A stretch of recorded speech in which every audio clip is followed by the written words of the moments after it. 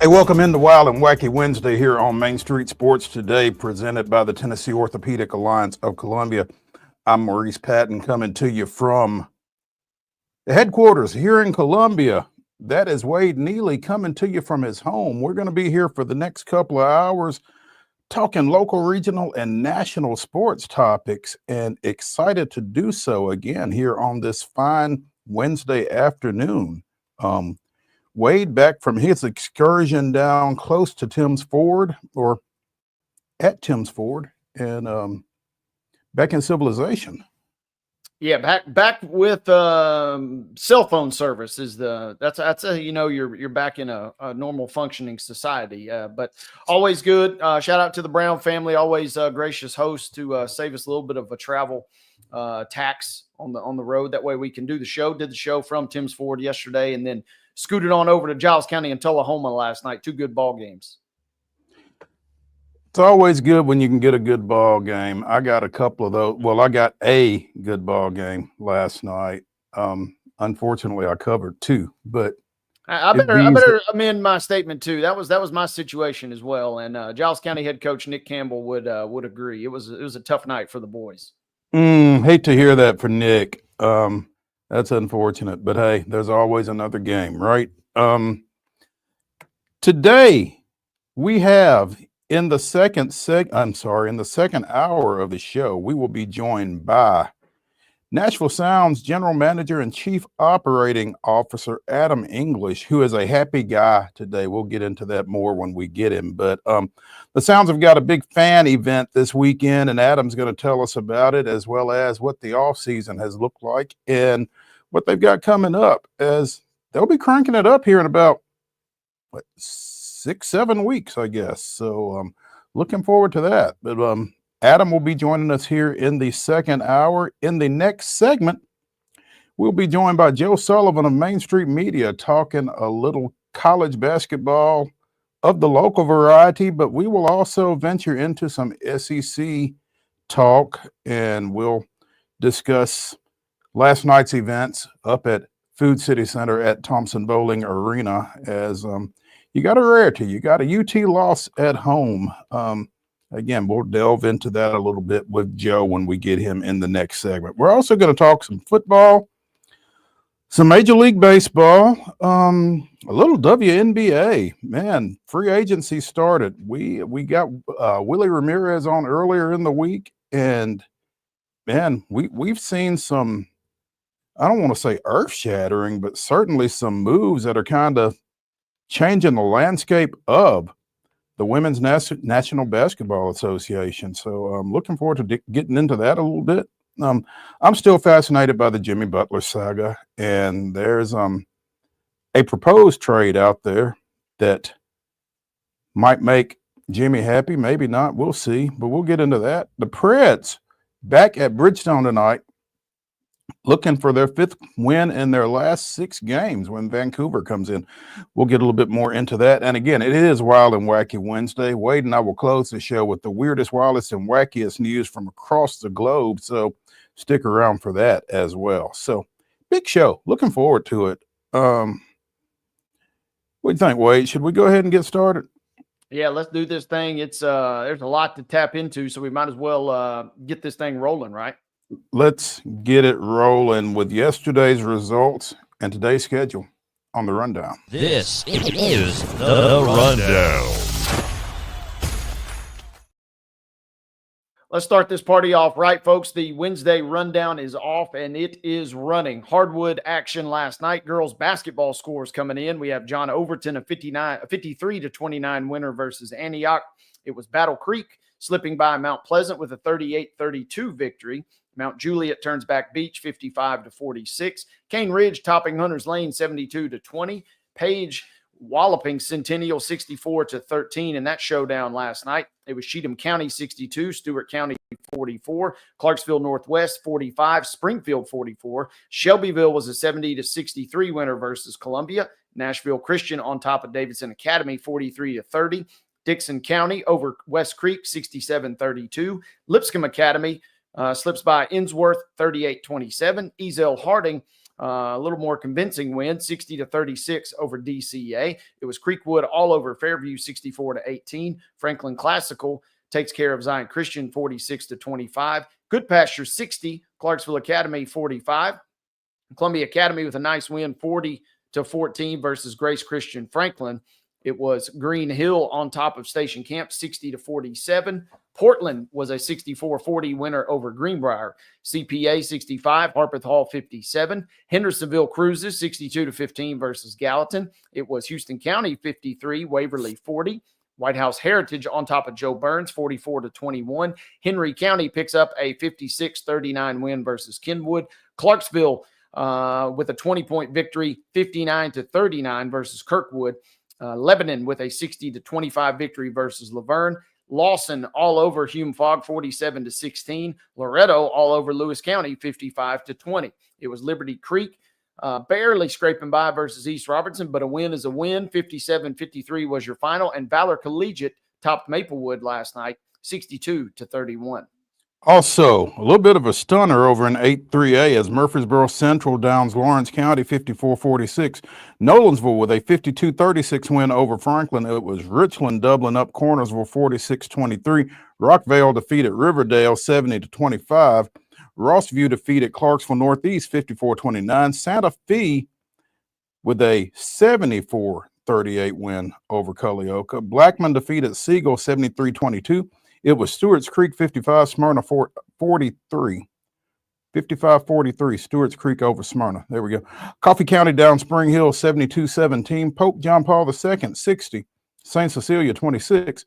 Pearl Combe with a 74-15 win over STEM Academy. Summertown defeated Perry County 47-27. Brentwood 78, Summit 32. It was Sycamore 56, Montgomery Central 19. Tullahoma in the game that Wade was at, 54, Giles County 50. Nice performance by the Lady Bobcats in that tough road loss there. Watertown 43, Westmoreland 35. It was Macon County 63, White House 35, and Cookeville defeated Wilson Central 70-44. Let's go to the boys' scoreboard from last night. Antioch on top of John Overton, 60-53. Webb School with a 1-point victory, 54-53 versus BGA. It was Mount Pleasant all over Battle Creek, 71-39. Mount Juliet, 10-point loss versus Beach, 59-49. Father Ryan takes care of Brentwood Academy, 56-45. Centennial downing Page, 72-54. Cheatham County, 75. Stewart County, just 35. Good win for Cheatham County there. Kirkwood on top of Clarksville, 64-47. Springfield picks up a 62-57 victory versus Clarksville Northwest. Shelbyville slips by Columbia, 64-56. Dixon County with the 74-67 win versus West Creek. It was Lipscomb Academy, 3-point victory. Nice one versus Innsworth, 62-59 was your final there. Ezel Harding, 63, DCA 50. Creekwood with a 53-42 win versus Fairview. Zion Christian 82-54 versus Franklin Classical. It was Franklin Road Academy on top of Middle Tennessee Christian 64-35.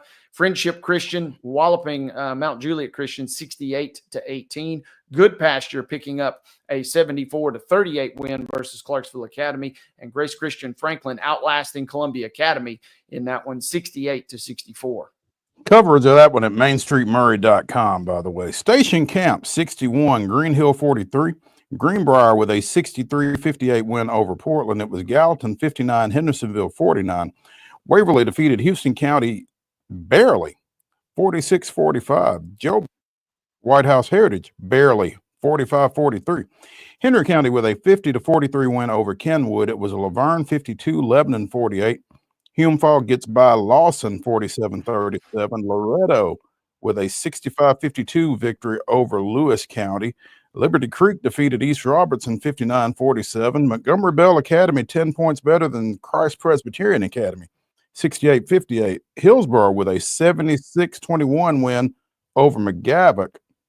More scores. Lawrence County 76, Murfreesboro Central 39. Franklin with a 74-50 win over Nolensville.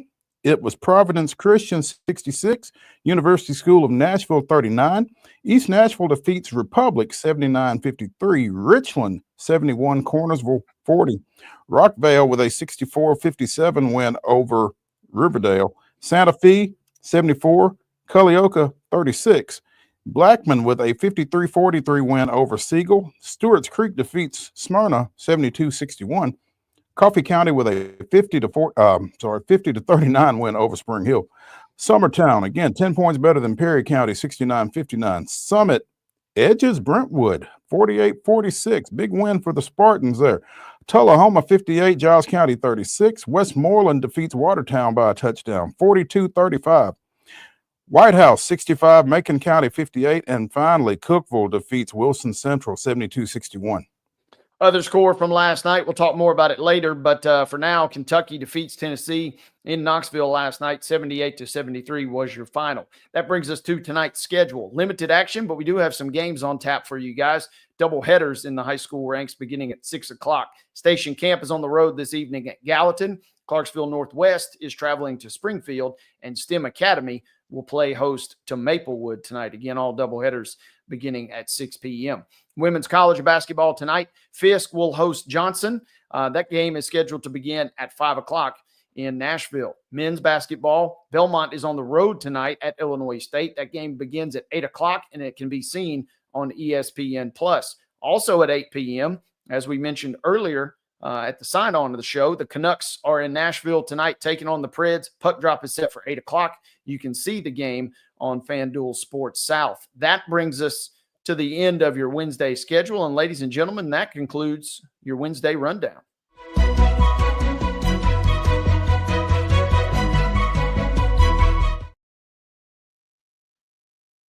As always, by the fine people over at Piggly Wiggly in Neely's Mill in Columbia. Be sure and stop through there for their delicious daily deli lunch items available from 11 a.m. until 6 p.m. Also, their hand-cut meats and everything is cost plus 10% at the cash register. Piggly Wiggly, Neely's Mill, Columbia, bringing you our top story. And if I told you that a Major League Baseball team had signed a free agent, who would your first guess be? Not the Marlins. You've mentioned not the Braves. Mo, I'm gonna go out on a limb here. It wouldn't be the Dodgers, would it? It would, in fact, be the Dodgers. Reliever Kirby Yates and the Dodgers have come to an agreement on a 1-year, $13 million contract. As this article on ESPN.com says, continuing the Dodgers' construction of a super team that will enter the 2025 season as heavy World Series favorites. That pretty well covers it. We were just talking a week ago about the Dodgers signing Tanner Scott, formerly of the Padres, and now they get Kirby Yates, who had a 1.17 ERA with 85 strikeouts and 33 saves for Texas last year. So, I don't.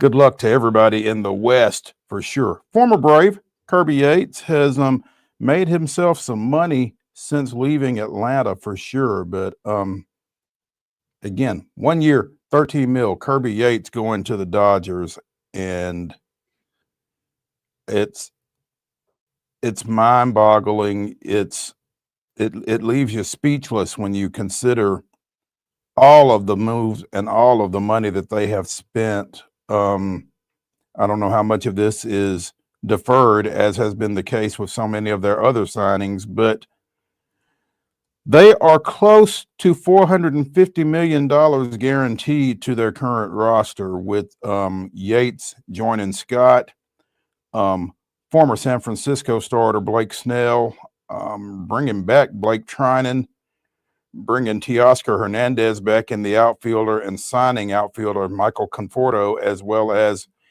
infielder Ha-Sung Kim, and extending utility guy Tommy Edman.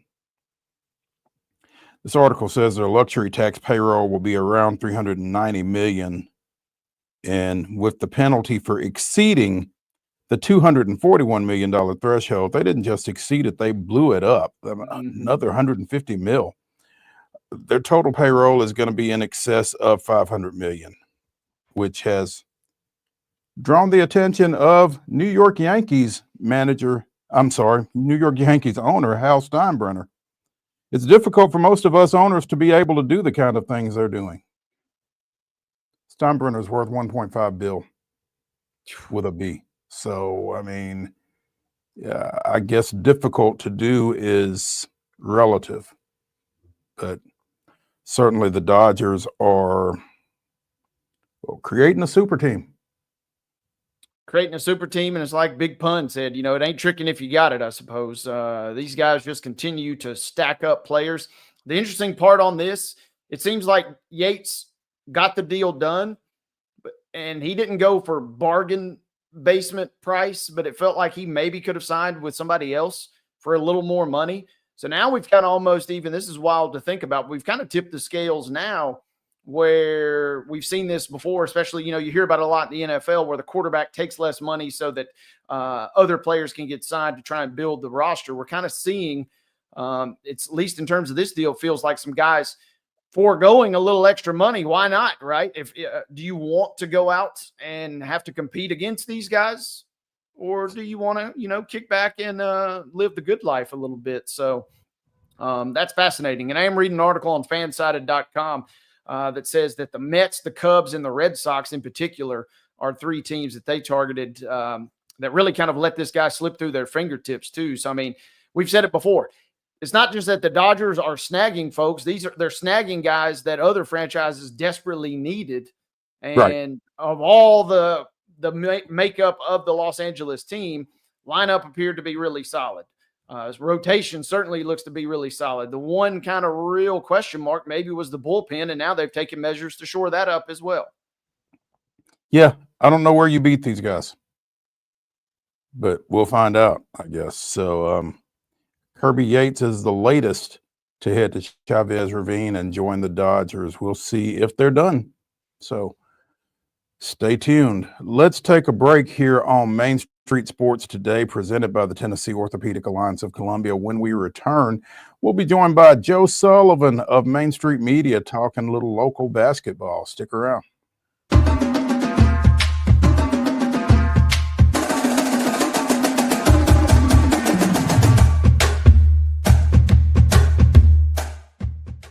Whether you're an athlete or a weekend warrior, when it comes to your performance, don't settle for anything less than excellence. We're proud to announce that Mid-Tennessee Bone and Joint Clinic is now Tennessee Orthopedic Alliance of Columbia, where we are redefining sports medicine and orthopedics. Tennessee Orthopedic Alliance's team of expert sports medicine physicians understands the unique demands of your body. TOA Columbia specializes in personalized orthopedic care, offering state-of-the-art treatments for everything from sports injuries to joint replacements. Learn more at toacolumbia.com.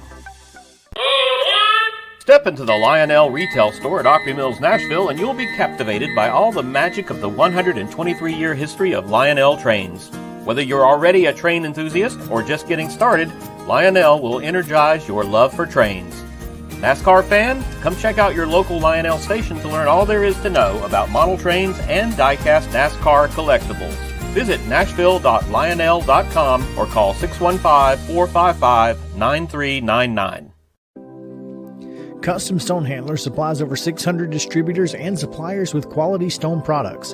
Along with River Stone, we produce and distribute over 100 building, landscape, and other bulk products. Our goal is to provide quality products, service, and partnerships to ensure our customers' success. We firmly believe that the measure of any person or company is how they treat other people and customers. Give them a call at 931-490-4990 or visit CustomStonehandlers.com.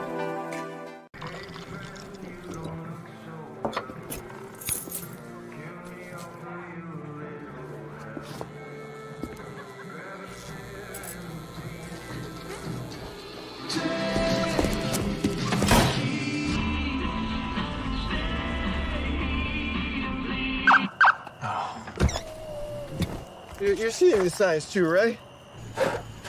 What signs?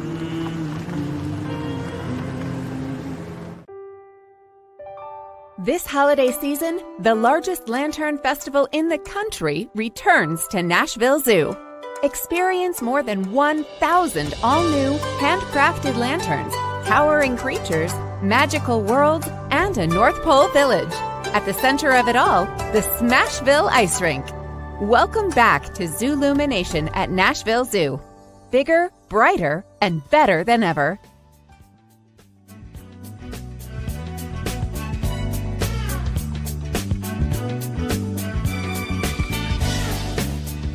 Wild and Wacky Wednesday continues here on Main Street Sports Today, presented by the Tennessee Orthopedic Alliance of Columbia.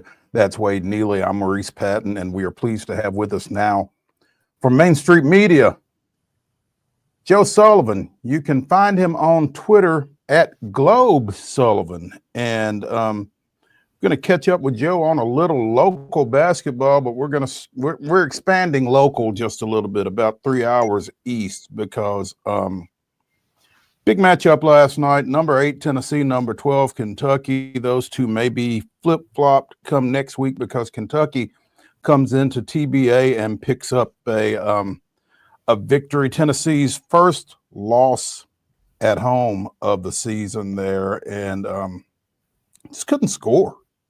I didn't get to see a lot of it, but I was trying to keep up with it while I was covering a basketball game, and probably didn't do a very good job of either, actually. But Kentucky with the 5-point win, 78-73 last night. Joe, first of all, thanks for joining us. Second, see you've got on your Kentucky blue sweater there. Any coincidence? This is more like UNC Wilmington. It's that aqua blue. It's okay. Hard to discern. You must admit it really is. I mean, now that you say it, I can see maybe a shade or two different. But we were texting last night and getting you all set for today. But what were your thoughts? I mean, so I have a lot of thoughts about Tennessee after watching that game last night, and I'll start with the more specific ones and get to the bigger one. So I'm going to give credit where credit is due to Ben McKee of 247 Sports, who covers the Tennessee for that organization. Friend of the show, does a great job. So. Do you know Kentucky did not make a shot in the last 5 minutes and 20 seconds of that game? They just made free throws. And Tennessee, in the last 4 minutes and 39 seconds, did not shoot a 2-point shot. They took 13 3-pointers and only made 2 of them. How about this? Now, this is just from the box score. Tennessee had 72 attempted shots last night, took 50 for Kentucky, and they still lose this game. The reason they were, their final stats were 11 of 45 from 3. So not gonna win a whole lot like that. And Kentucky is not a great defensive team this season by any stretch. And now Tennessee has lost 3 or 4. And admittedly, we know how good the competition is in the SEC. And we knew losses were coming for everyone in the SEC. Except Auburn will have their, Auburn will have theirs soon. So a couple of bigger thoughts about Tennessee. So talking about their Auburn game, which there was a bad non-call at the end there on Janai Broom grabbing a player, a Tennessee player. Foul should have been called. But that Tennessee-Auburn game was unwatchable. It was just basketball at its worst. With I don't know what the refs could do. They just stopped calling, grabbing, and pulling and shoving. We would have been at the foul line all night if they started calling them. Tennessee has this tendency to play this sort of ugly type of offensive game, which does not appeal to me as a viewer. And Auburn, I think, likes to play a little more looser, but they certainly matched them grab for grab and shove for shove on Saturday. And then along with that, I think in the last few years we've seen this, Tennessee has a tendency not to play offense very well. It's a defensive-minded team. We know how good they are defensively. But then you have these offensive gaps. And the last time we checked, you really need to score to win the game. Sources close to the game say you need to score baskets to win games. And so I really worry that offensive problems are going to derail this team that was ranked number 1, was undefeated for a long time. But now I think we're seeing a side that is really troubling. And I'm thinking about the 2 guards they play, Ziegler and Meshack together. The way Meshack played last night, he was horrible. He was like 1 for 10, 1 for 11, I think. If you have 2 players like that on the court, no matter how, and Rick Barnes has said they're 2 of the best defensive players he's ever had in his coaching career. But playing them together, there are nights when you get no offense out of 2 guys in your backcourt.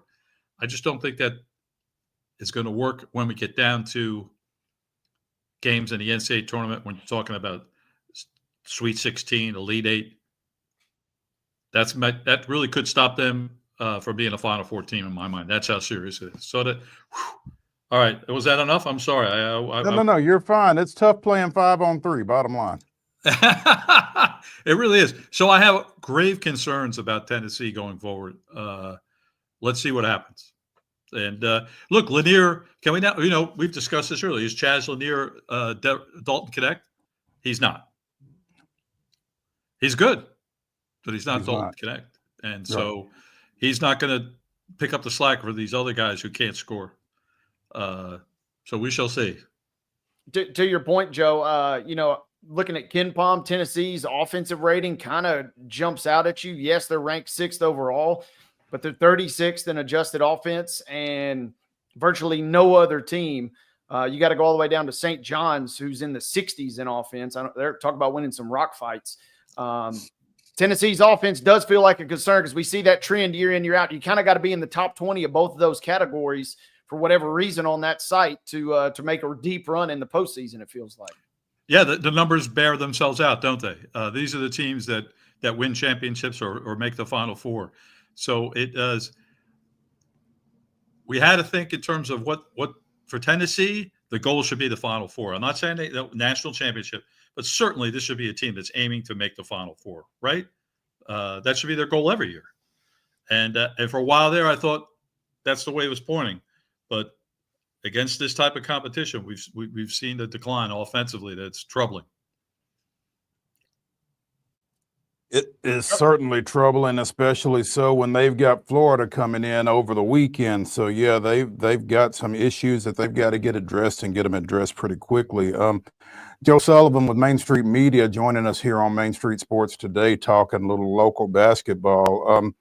Vanderbilt off midweek this week, and I don't know that that's the way Mark Byington would have liked for this schedule to come down, the way they've been playing of late. Yeah, he'd rather keep going, right? You would think. What did I see on Twitter? Mid-Major Madness, a great. If you don't follow Mid-Major Madness on Twitter, I really would highly recommend it. He's terrific. But he was talking about coaches of the year nationally, and he mentioned the Louisville coach, and come on.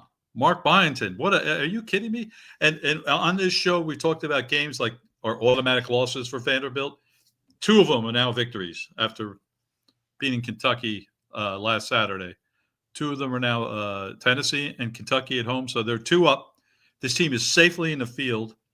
We can think in bigger terms of finishing. We were talking about 500. Maybe now it's 10-8.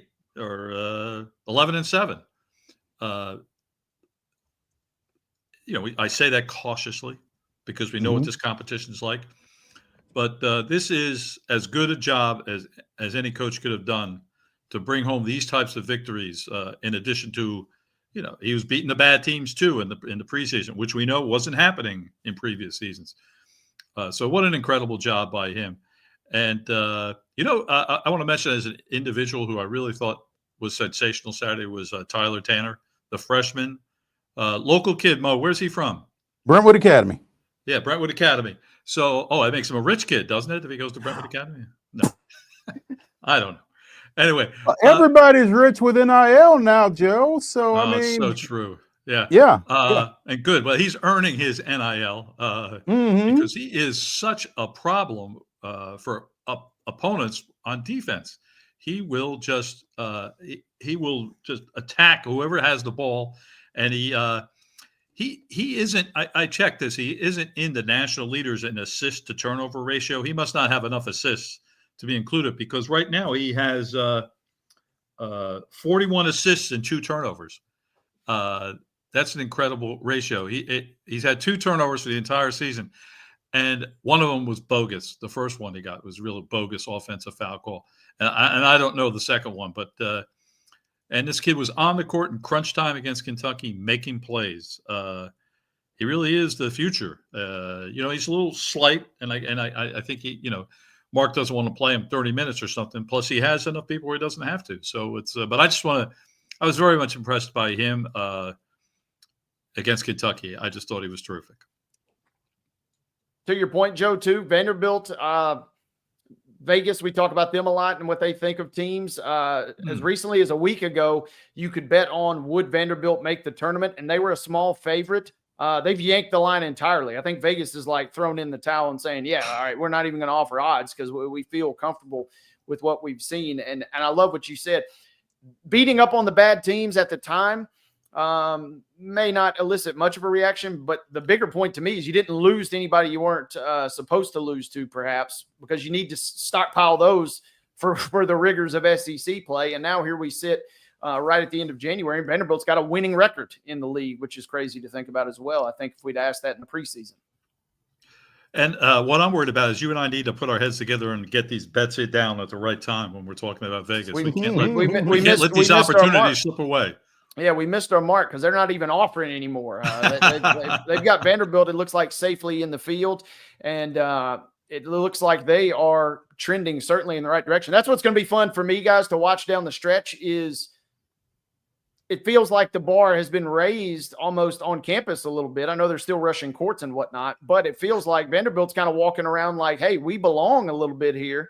And that light bulb going off, who knows what's to come for this bunch coming down the stretch. And the idea that football, men's and women's basketball have all been ranked this season is extraordinary. And a credit to the athletic department and Candace Lee, right? Am I getting that right, Mo? Candace Lee, you the are. athletic director, a very nice person. And congratulations to her. This is, she should get the credit for this. And they're, they have the new basketball practice facility. They're redoing the football stadium. Looking good over in Vanderbilt these days.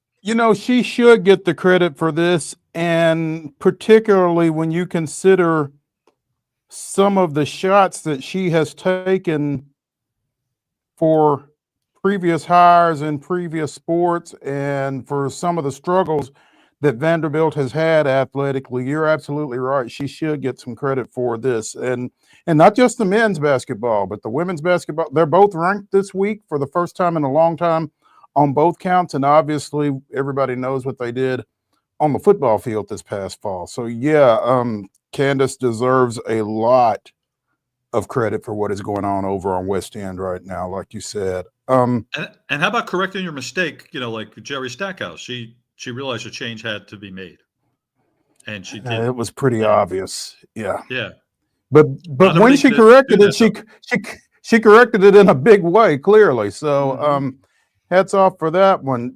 Joe, Wade and my Blue Raiders are tied atop Conference USA. Now, we felt like coming into this season, this was going to be one of Nick McDevitt's better teams, possibly the best team he's had since he's been in Murfreesboro. Did we see this? Yes, I consider them a contender from the first day I saw them practice and talking to Nick. I think Conference USA, like so many of the non-power conferences, is well balanced. Louisiana Tech, who was picked to win it before the season, is now starting to get a little momentum. They're 4-4. They're 2 games behind Middle Tennessee, and Middle Tennessee had a chance at Louisiana Tech Saturday. The game was close. They couldn't quite make the plays they needed to late in the second half and ended up losing by 6.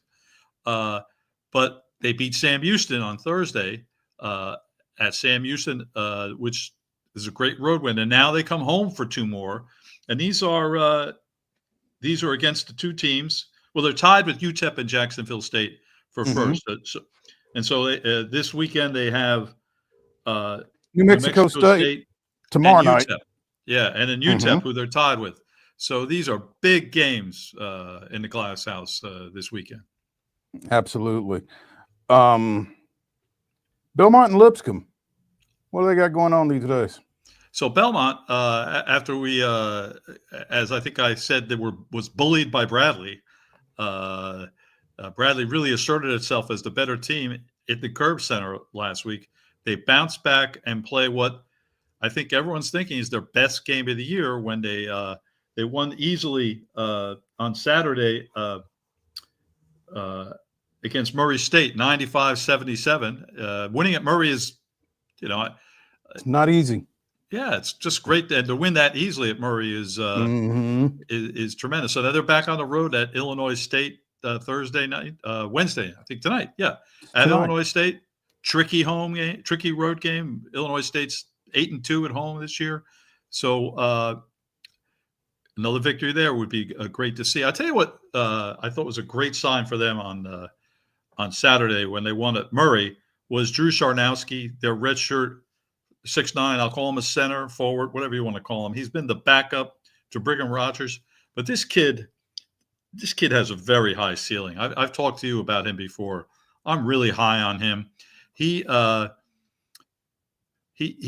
missed 4 games with an illness, an extended illness. The specific illness they didn't disclose, but he comes back and he was not, the illness was probably affecting him a little bit, but Saturday, 20 points and 8 rebounds. Brigham Rogers is a starting center. He has the more experience than Sharnowski, but Sharnowski has the offensive upside. This kid has a way of he's got a touch around the net. He's tough, big and strong. I really like him. I think if gosh, I shouldn't even be talking about this, you guys, but I like when the transfer portal comes around in the spring. I think the people will be interested in him if he's interested in moving on because of his potential. Inquire about his services, you're saying. Yeah. And, of course, the biggest transfer, this is terrible. Should I stop? No. Jacob Ognatovich from Lipscomb has another year left. And that will probably most likely take place someplace else. So that'd be, he'll be in the most. Kind of that's the climate that we're in now, I guess. Yeah. We had talked about Tennessee State and how they have kind of struggled, but great week for Penny and the Tigers last week with a couple of wins. They defeated Martin in overtime here, and then they defeated Tennessee Tech on Thursday night. They were off Saturday, but again, another team that may not have necessarily wanted that off night. 3 in a row, 4 out of 5, and the loss was a double overtime loss at home. So they're very close to winning 5 in a row. Justice Jackson, truly the only point guard they have on the team, now looks like or at least he's acting like he's fully recovered from an ankle injury. Anyone who's had a sprained ankle can know how nagging they can be and frustrating. But I mean, he played 27 minutes, I think, on last Thursday, and he is, he looks like he's back, and they need him because I said he's their best ball handler, the best playmaker in terms of getting shots for other players. Now, the bad news for Tennessee State is they got a tough road trip ahead this weekend where they're going to Little Rock in Southeast Missouri. Those are going to be tough. They beat Little Rock here, right? Is that right? I don't think. Is that? Oh, I'm sorry. No, I'm not sure. We need to check that. Yeah. I think they did beat Little Rock here. I think that kind of got our attention, in fact, when it took place. Yeah. But obviously SEMO is. Little Rock lost to Eastern Illinois, who was the bottom team in the league on Monday. 95-86 early January. Got the home win. So that's forgive me for forgetting that, but that's well, maybe Penny will surprise us this weekend. That would be a big one to get a season sweep over the Trojans there. So something to kind of keep an eye on. Maybe the Tigers are getting ready to surge a little bit here. This is the time to do it, I guess. Joe Sullivan of Main Street Media joining us here on Main Street Sports today, talking a little hoops. Where are you going to be this week between now and when we see you again? Where in the world is Joe Sullivan? So I really had a tough choice on Thursday night, Middle Tennessee or Lipscomb. I think I'm going to go see Lipscomb, Eastern Kentucky Thursday night. Wish I could be in 2 places at once. And then Sunday I'll be at Belmont and Evansville at the Curb. Saturday I got to be in front of the Tube because there's just so much to see. I'll be watching everything. We'll do 2 screens. We have a TV and a laptop, 2 screens, and then the phone to check Twitter when see what Mo Patton's tweeting. I want to see that. You probably won't want to see my Twitter on Saturday because I'll be tweeting a lot of state wrestling duels action. We've got our duels tournament out at the Williamson County Ag Expo on Saturday, and we've got our local team Summit involved in that in the Class AA state tournament. So, you know, you may not necessarily be interested in that, but well, I'll shove it at you anyway. So, you know, I've always seen wrestling as kind of aggressive hugging. I just like it's. I don't see the entertainment, but I know it's important to a lot of people. And it is. And Dan Gable is one of the greatest athletes in the history of sports.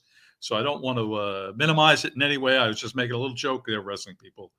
Yeah, you might want to clean that up because they will come at you. But they're going to come and throw me off the mat. That's what they're going to do. Yeah, you're on your own on that one, Joe. Absolutely. Hey, Joe Sullivan, again, of Main Street Media, joining us here. Joe, we appreciate it, man, as always, and look forward to visiting with you next week. Thanks for having me, guys. Awesome. All right. Thank you, Joe.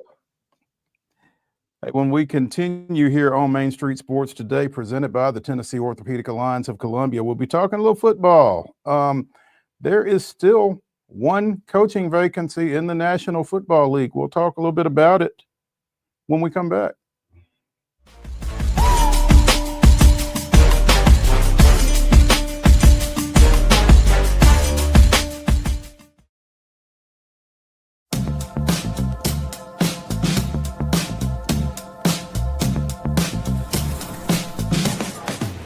Do you want to be a bad man? Yes, you do.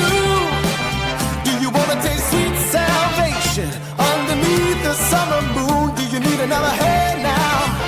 Yes, you do.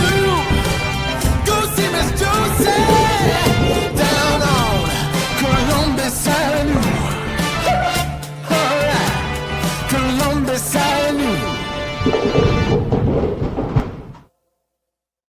At Delta Dental of Tennessee, we know our success begins and ends with providing superior quality service, and that includes serving those who need it most.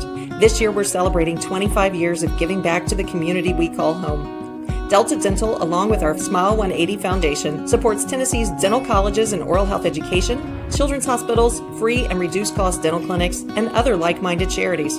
Here's to the next 25 plus years of ensuring healthy smiles.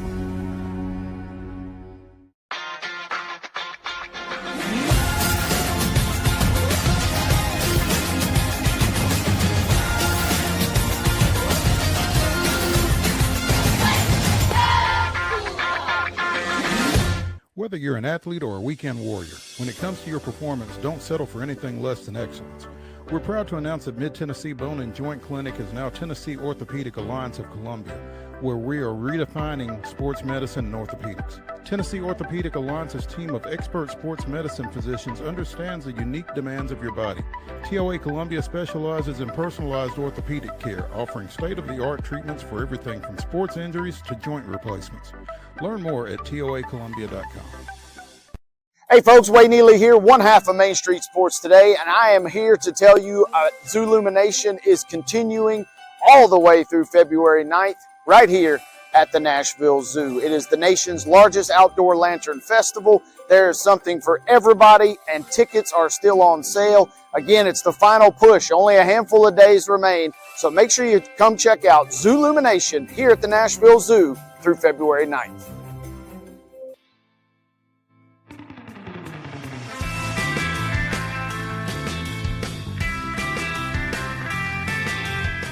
Wasn't expecting to hear that voice. This is Wild and Wacky Wednesday on Main Street Sports Today, presented by the Tennessee Orthopedic Alliance of Columbia. I'm Maurice Patton. That is the voice of Zoolumination, Wade Neely.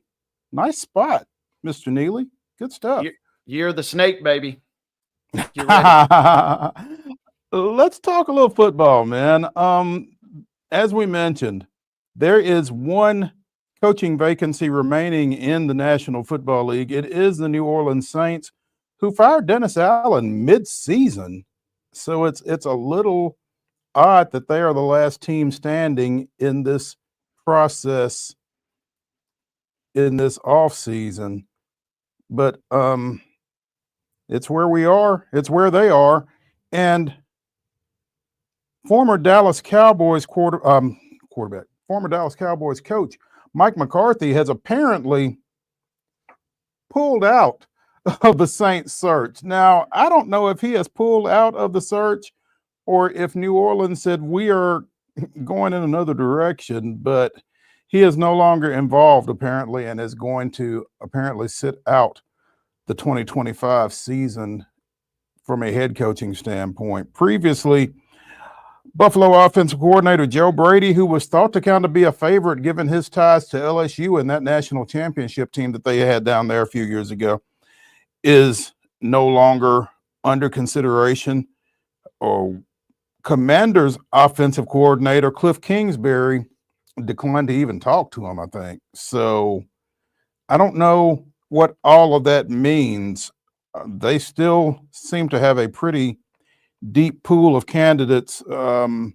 Philadelphia offensive coordinator Kellen Moore, interim Saints coach Darren Rizzi, who had served as special teams coordinator before he was elevated when Allen was fired. Rizzi went 3-5 as head coach, dropping their last 4 games after getting off to a 3-1 start and kind of building a little goodwill there, I guess. So Miami defensive coordinator Anthony Weaver and New York Giants offensive coordinator Mike Kafka. Now, just an aside, why would you hire the former offensive coordinator of the New York Giants? Kind of tells you all you need to know, right? Desperate I would times call think. for desperate measures. I'm going to need him to go somewhere else and kind of rehab his coaching chops, I would think. But that's where they're at, and obviously Moore and the Eagles are in next week's Super Bowl, so he's not going to be available for a minute. And again, they fired Allen in November. It would seem that they would certainly like to have had this thing put to bed by now, and I don't know why they've not been able to. But again, McCarthy had served as an offensive coordinator with the Saints 5 years from 2000 to 2004. Served in a similar position with the 49ers before going to Green Bay as head coach in 2006 and winning a Super Bowl there. And then things with the Cowboys where they won 12 regular season games 3 years in a row before going 7-10 this past year and not being able to get on the same page with Jerry Jones on an extension, I guess. So McCarthy is out for 2025 and New Orleans is still searching for 2025.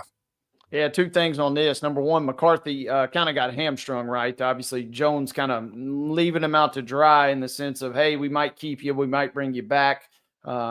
Oh, yeah, we're finally going to let you go after basically all the jobs have been filled. On the other hand, you wondered why, and we've talked about it a little bit, but 3 words: salary cap hell. That's where the Saints are. They are by far the worst team in terms of cap space. They rank 32 in cap space, and they also rank first in dead cap space. So they are in a grim situation. So unless you're one of these younger coaches or a guy who has been around the block but has never got a shot, it's not that appealing outside of just getting stamped on your resume as a head coach. And man, even that is tough. To put it into perspective, cap space, this is from Spotrac.com, which has all these. The Saints are close to 60 million. They have listed negative cap space. The next closest team is the Browns, who we all know about their situation and how bad their financial straits are.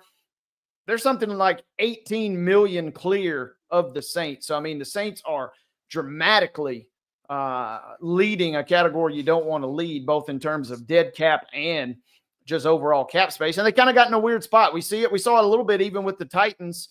When you have a couple successful seasons and you put all your chips in for that run, unless you're kind of prepared for what happens when you take your swing and come up empty, you end up in a bad situation. That's exactly what the Saints have done. They kind of were toiling. Are we a contender? Are we not a contender? And after Breeze retired, maybe it would have been a great spot to just totally hit the reset button. Instead, they kind of swung for it. And I mean, they're in the NFC South, so you might as well potentially swing for it. But really, it did them no viewers because now they find themselves in this really yucky, awful situation. And yeah, it's to that extent, it's not totally surprising they're not attracting many high profile, at least, candidates. Yeah, sure. It'll be interesting to see how that plays out under those conditions, like you said. So somebody's going to have to get really creative, I guess, and we'll see how that plays out. But that's your selling point, though, Mo, is like, hey, we are in the NFC South, and the Saints, started out hot to begin this year. You don't have to win a ton of games to win that division on a yearly basis more often than not. So if I'm the Saints, that's my selling card. Hey, we're not in the greatest situation with the cap. We own that. We realize that.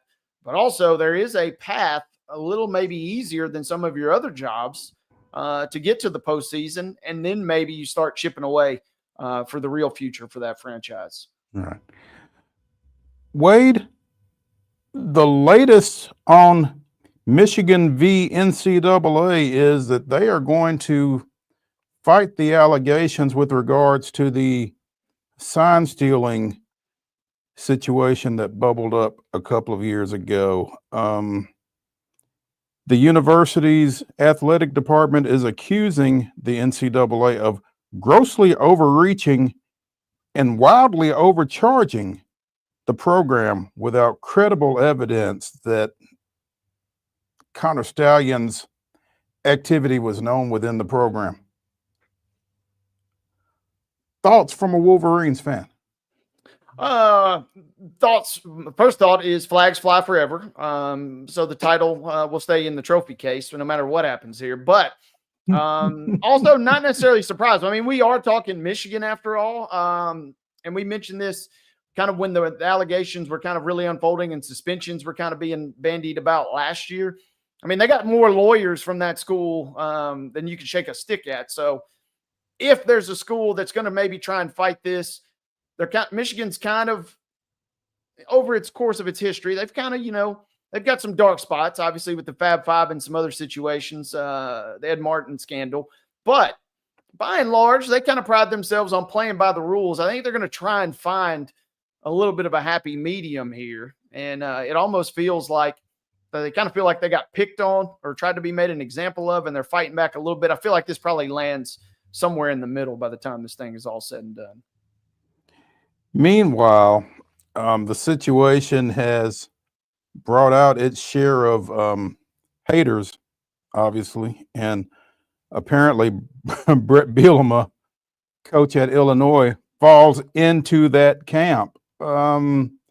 Reacting to a video from Jim Harbaugh's time at San Francisco,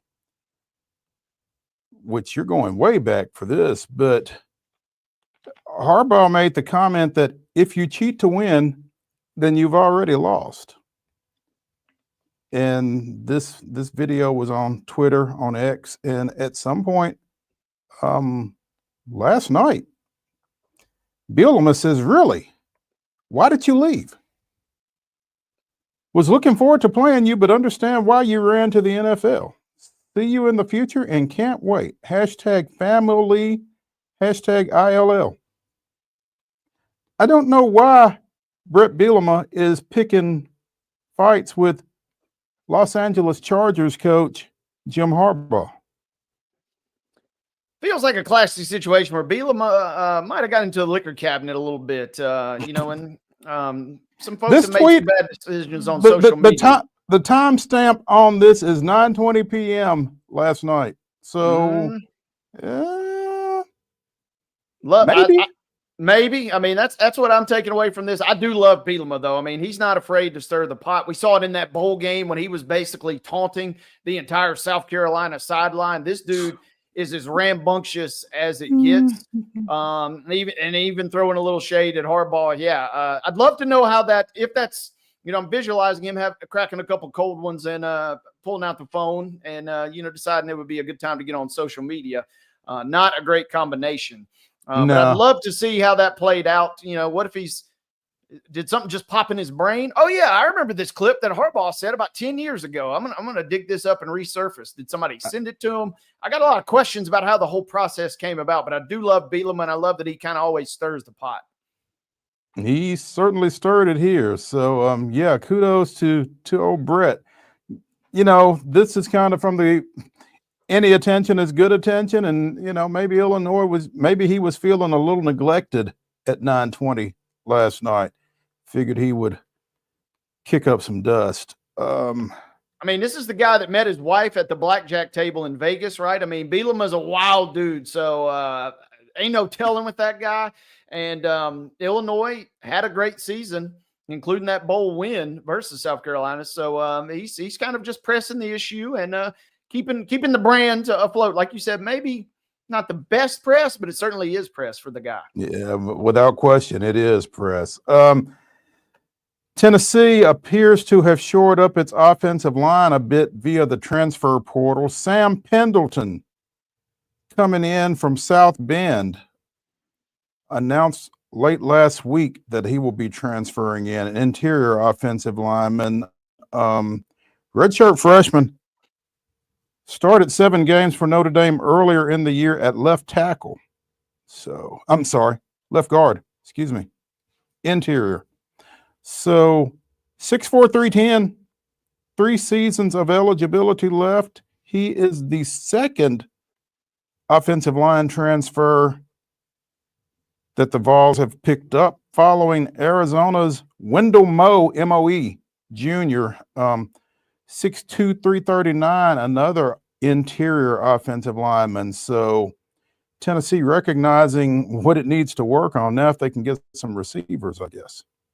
Absolutely. This is the guy that John Bryce was talking about on the show yesterday. Pendleton comes in, obviously got some pretty solid experience, played alongside some really talented guys in the trenches at Notre Dame. And, you know, he had some good coaching too. So for the one position group that John pointed out, they got a great fit. And to your point, yeah, start throwing a little receiver in there, start rebuilding the offensive line. It all goes back to a tweet that I saw months ago. If we sit here, 3-4 years into the Josh Heupel era at Tennessee and we have questions about their offense, we'll take that because we bring him in for his offense. You feel like he's going to get that figured out. The fact that the defense is solid, that is a much bigger positive trend, it feels like. So Tennessee hopefully smoothing those things out on that offensive end like you would imagine Heupel would. Yeah. While they picked up these 2 guys out of the transfer portal for the 2025 campaign, they have apparently lost a 2026 recruit. Brandon Anderson from Kennesaw, Georgia, yet another interior offensive lineman, 6'4", 320-pound rising senior from Kennesaw, has decommitted. Florida State, and Missouri are all in the mix for him. He committed to UT last fall after visiting for victories against Florida and Alabama. So, again, the 2026 class takes a hit with Brandon Anderson's decommitment from the University of Tennessee, the number 22 interior offensive lineman in the country, according to 24/7 Sports composite rankings, and the number 33 player overall out of Georgia in the 2026 class. So, you know, they still got a year plus to maybe get him back in the fold. We'll see how that goes, but he has decommitted. His, you know, looks like he looks good in orange. The high school that he plays at wears orange, and so guess he wanted to do something different.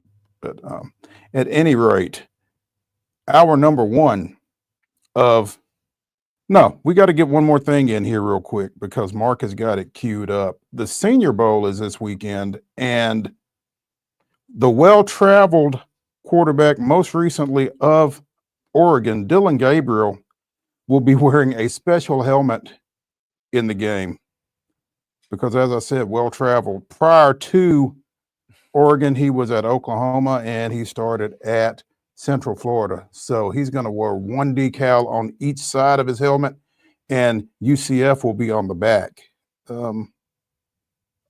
Nice little respectful nod to all 3 programs that he played in. So it's good to see. Yeah, yeah. You know, everybody writes the fancy copy and paste Canva graphic about thanking everybody and their time there, but not everybody goes the extra mile to put the logo on the helmet. So at least a nice little touch there for Dylan. Absolutely. Now, let's take a break here on Main Street Sports Today, presented by the Tennessee Orthopedic Alliance of Columbia. When we return for hour number 2 of Wild and Wacky Wednesday, we will reach into the grab bag, and there's a lot of WNBA items in it. So stick around when we come back.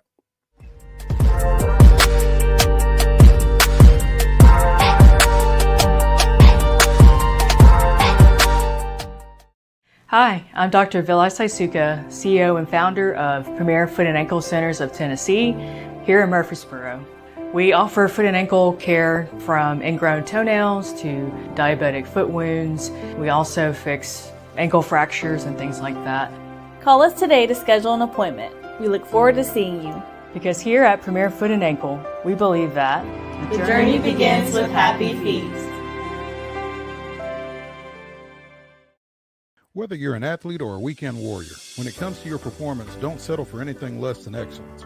We're proud to announce that Mid-Tennessee Bone and Joint Clinic is now Tennessee Orthopedic Alliance of Columbia, where we are redefining sports medicine and orthopedics. Tennessee Orthopedic Alliance's team of expert sports medicine physicians understands the unique demands of your body. TOA Columbia specializes in personalized orthopedic care, offering state-of-the-art treatments for everything from sports injuries to joint replacements. Learn more at toacolumbia.com. Jones & Lang Sporting Goods here in Columbia has been outfitting teams, officials, and anybody else from T-ball to college for 50 plus years. Be sure and check them out at 931-388-8060 or online at jonesandlang.com. Jones & Lang Sporting Goods, the look of a winner. Zion Christian Academy, zioneagles.org or 931-388-5731. You can schedule your appointment. Go tour their campus. It is beautiful over there, and you're definitely going to want to see it. Again, it's zioneagles.org. Give them a call, 931-388-5731, and schedule your tour today. Custom Stone Handler supplies over 600 distributors and suppliers with quality stone products. Along with River Stone, we produce and distribute over 100 building, landscape, and other bulk products. Our goal is to provide quality products, service, and partnerships to ensure our customers' success. We firmly believe that the measure of any person or company is how they treat other people and customers. Give them a call at 931-490-4990 or visit CustomStonehandlers.com. Piggly Wiggly, located in Neely's Mill Shopping Center, is Columbia's locally owned and operated Cost Plus 10 grocery store dedicated to serving the community with low prices and smiling faces. Piggly Wiggly offers fresh, hand-cut meats daily as well as daily hot plate lunches from their deli counter. You're certain to see smiling faces and a helping hand when you're here at Piggly Wiggly. Come by and check out our fresh produce, high-quality meats, and more. Down home, down the street, we'll see you at the Pig.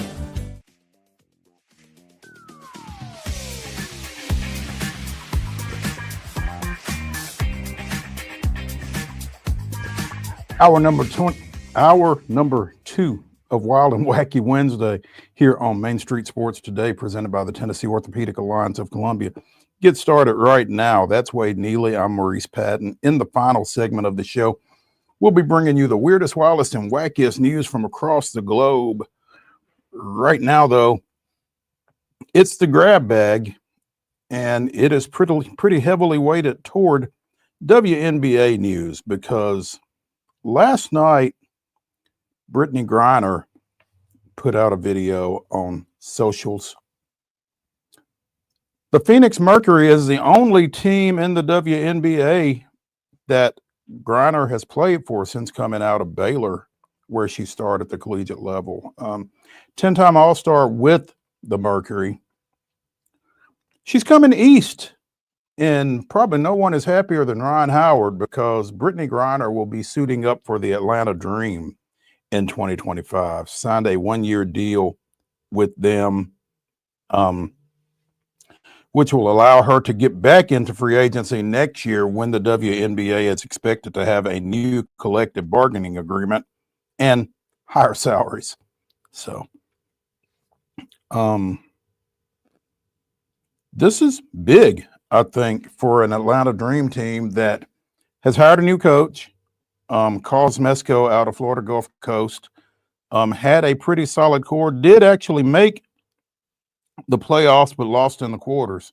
So, team that's certainly trending upwards with this signing.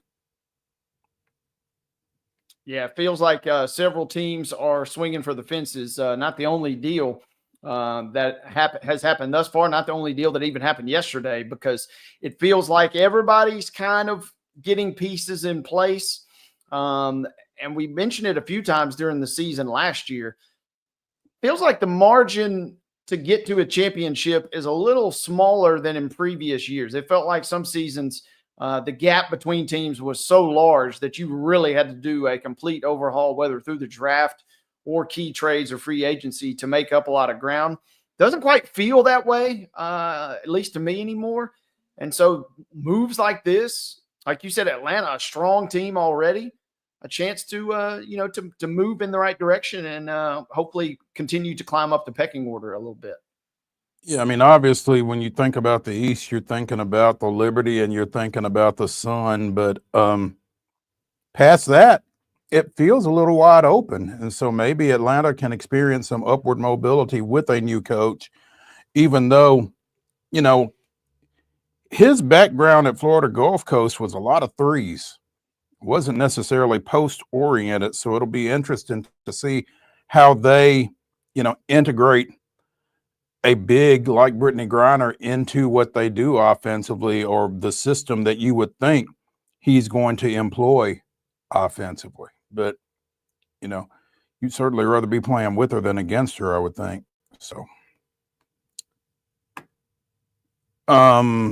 meanwhile, the Mercury makes a move, trading for former Connecticut Sun forward Alyssa Thomas, who has also played her entire career there. So, again, couple of big moves coming out of the WNBA yesterday. Thomas going to Phoenix along with Tyasha Harris. The Sun will get Natasha Cloud, Rebecca Allen, and the 12th overall pick in the upcoming draft. But again, Thomas has played her entire career with Connecticut. They made it to the semifinals last year before falling to the Lynx in the East Conference Finals. So she kind of went out guns blazing, though apparently wasn't very pleased toward the end of her stint in Connecticut. At one point, I guess a practice was interrupted, and she says, to have to share your court with a 2-year-old's birthday party, it's the ultimate disrespect. So, guess Alyssa was ready to go, and Connecticut was ready to oblige her. But that's a pretty big move for Phoenix, especially in the loss of Brittany Griner. So, a lot of moving parts all of a sudden here we talked to Willie G. Ramirez earlier in the week, and we all agreed that this offseason seemed particularly, eventful and, entertaining. The league's got a lot of eyes on it all of a sudden, and not just the games. No doubt. I mean, this is a miniature version, but still an impressive version of what we see every year in the NBA with their offseason. I mean, moves get made, and the moves really become more important than the actual product that ends up on the court oftentimes until the playoffs starts. And that's kind of where we're trending. It feels like there's a lot of eyes and a lot of buzz, like you said. And this is going to be interesting. And to that point too, Alyssa Thomas comes in, flirted with a triple-double last year, 10.5 points, 8.5 rebounds, and 8 assists on the season. She upgrades the Sun. Their odds dropped dramatically. They were close to like 60-1 to win the title yesterday. They're already down on some sites around 40-1, which is still a little bit of a long shot, but definitely an improvement from where they were. So feels like these teams are swinging for the fences. Feels like some teams are kind of lining things up. I didn't know this, Mo, but I'm reading some trade grade reviews on some of these deals. I didn't realize that the WNBA mandates that each franchise have at least one first-round pick within the next 3 drafts.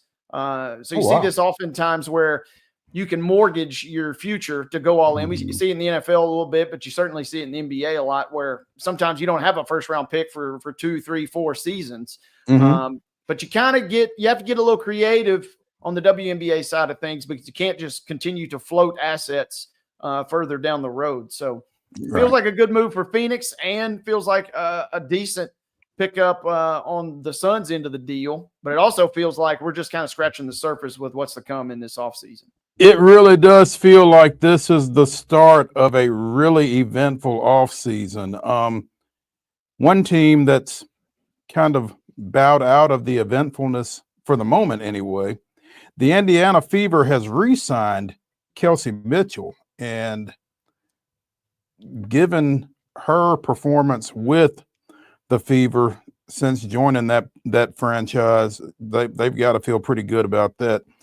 Out of 240 possible games since joining the franchise, she has played in all but 5 of them. All 5 of those misses were in 2022. So 7 seasons with the Fever. She's number 2 all-time in points scored. I would imagine number 1 is Tamika Catchings, but I don't know that. Number 2 in three-pointers made, and in career minutes, number 4 in assists. So they're really excited to have her back for an 8th year to go with Aaliyah Boston and obviously Caitlin Clark. Nice little core right there. Great core, great little piece of business to kind of keep things rolling. Remember, they got really, really hot down the stretch last year, so it'll be fascinating to see. That's maybe some good news. And in a roundabout way, this is some good news from the Fever. We talked about yesterday how the NBA All-Star game and the dunk contest in particular weren't that exciting or riveting. The three-point contest is getting a little bit of a diminished too, because Caitlin Clark announced she's not going to participate as part of the WNBA crossover. But it's for good reason, Mo. She said she's going to wait because the WNBA All-Star game itself is being held in Indy this summer, and she wants her first three-point contest to be there. So if you're a Fever fan, and obviously if you're a resident of Indy or nearby, you're going to get a chance to see her up close when the ladies get the entire stage to themselves this summer, which should be a lot of fun. Yeah, I mean, you're hearing this, you're seeing this on socials earlier today, and I never knew that it was a thing. But yeah, she declined an invitation to be part of a male versus female three-point contest next month. You know, they had Ionescu and Curry face off last year, and it would have been something along those lines this time around. But yeah, and I think that's kind of cool. I'm a women's basketball player, and I'm going to do this at a women's basketball event. And, you know, kudos to her, you know, continuing to promote her game. I think that's pretty cool. Yeah, probably turned down a bag to do so, but playing the long game by securing perhaps a larger bag by really easing into her role as the superstar and arguably the face of that league right now. So, you know, on one hand, kind of a bummer. And Curry and Ionescu was a lot of fun, but I feel like the WNBA, and if nothing else, just give somebody else a chance to kind of get the stage there. I'm not sure at this point how concerned Caitlin Clark is with bags. I think she's got plenty. Can you have too much? Probably not. But, you know, I don't know that she necessarily has to make decisions based on that. So, which is a great place to be, by the way. I'm also reading this too. Adds a little extra layer to this. Her jersey's getting retired on NBA All-Star Sunday. When Iowa plays number 4 USC in a Big Ten matchup. So I mean, it's kind of with also some extra reason there, I guess. Yeah, okay. Scheduling conflict. Yeah, that's the way you can frame it at least. And whatever face you might have lost, you definitely saved by saying, "Hey, man, I had to see my jersey go in the rafters." Oh, yeah, not gonna. I would imagine she would have really irritated a lot of folks in Iowa City had she opted out of that event for this 3-point contest. That'll be an interesting ball game with Juju and Irafian coming into town to take on the Hawkeyes. So might be worth watching, in addition to Caitlin's jersey going up in the rafters. Sam Quinn from CBSSports.com has a piece. Jimmy Butler trade, how a blockbuster featuring Warriors and Julius Randle could make everyone happy.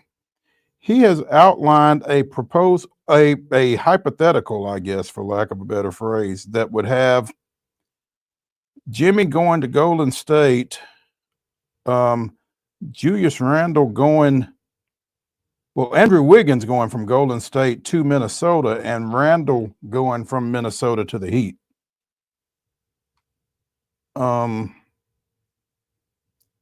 As our resident NBA fan, what are the pluses and minuses to that, Wade?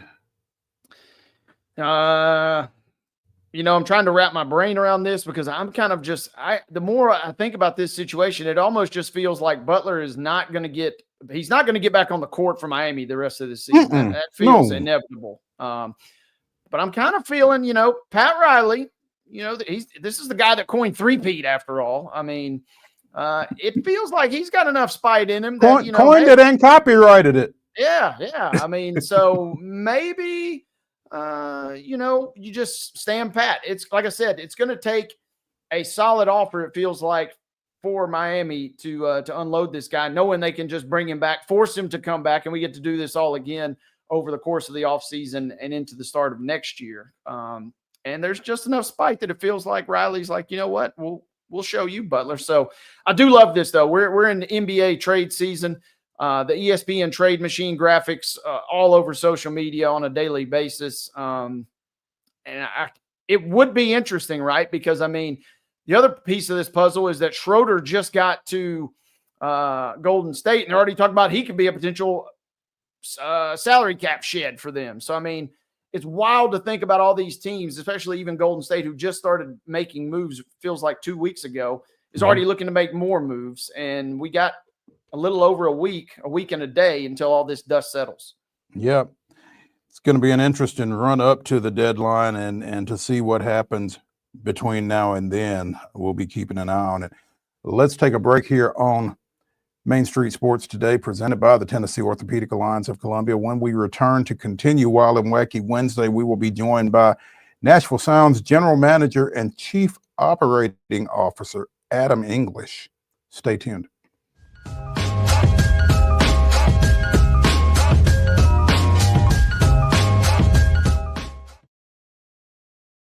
Hi, I'm Riley, a certified physician associate here at Premier Foot and Ankle Centers of Tennessee. We have a couple locations, Murfreesboro, McMinnville, as well as Franklin. We treat people of all ages. We're excited to get you back on your feet and hope we can help you today. Call us today to schedule an appointment. We look forward to seeing you. Because here at Premier Foot and Ankle, we believe that the journey begins with happy feet.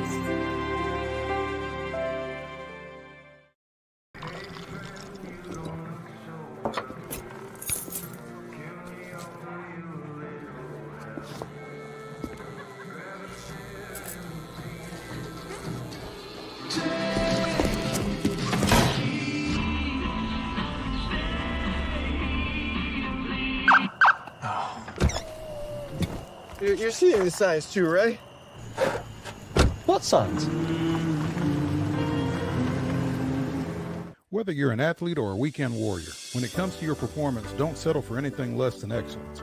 We're proud to announce that Mid-Tennessee Bone and Joint Clinic is now Tennessee Orthopedic Alliance of Columbia, where we are redefining sports medicine and orthopedics. Tennessee Orthopedic Alliance's team of expert sports medicine physicians understands the unique demands of your body. TOA Columbia specializes in personalized orthopedic care, offering state-of-the-art treatments for everything from sports injuries to joint replacements. Learn more at toacolumbia.com. Jones & Lang Sporting Goods here in Columbia has been outfitting teams, officials, and anybody else from T-ball to college for 50-plus years. Be sure and check them out at 931-388-8060 or online at jonesandlang.com. Jones & Lang Sporting Goods, the look of a winner. Zion Christian Academy, zioneagles.org or 931-388-5731. You can schedule your appointment. Go tour their campus. It is beautiful over there, and you're definitely going to want to see it. Again, it's zioneagles.org. Give them a call, 931-388-5731, and schedule your tour today. Piggly Wiggly, located in Neely's Mill Shopping Center, is Columbia's locally owned and operated cost plus 10 grocery store dedicated to serving the community with low prices and smiling faces. Piggly Wiggly offers fresh, hand-cut meats daily as well as daily hot plate lunches from their deli counter. You're certain to see smiling faces and a helping hand when you're here at Piggly Wiggly. Come by and check out our fresh produce, high-quality meats, and more. Down home, down the street, we'll see you at the Pig.